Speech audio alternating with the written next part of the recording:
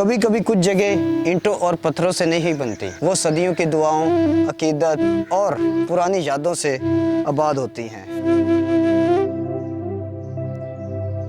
और आज मैं चिन्योट की एक ऐसी ही जगह पर खड़ा हूँ। ये है हज़रत पीर शेख सैयद इस्माइल बुखारी रहमतुल्लाह अलैह का मज़ार।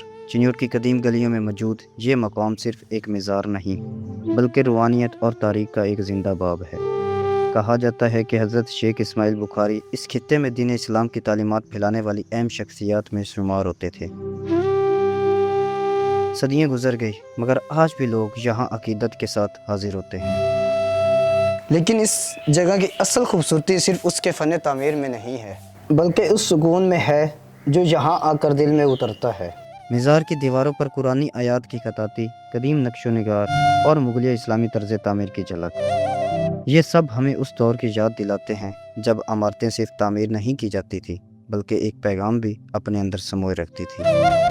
ये उन लोगों की याद है जिन्होंने इल्म, अकीदत और इखलाक, दीन की रोशनी को आगे पहुंचाया। कुरान की आयत, तुम मेरा जिक्र करो मैं तुम्हें याद रखूंगा। और शायद इसीलिए कुछ जगह पुरानी नहीं होती।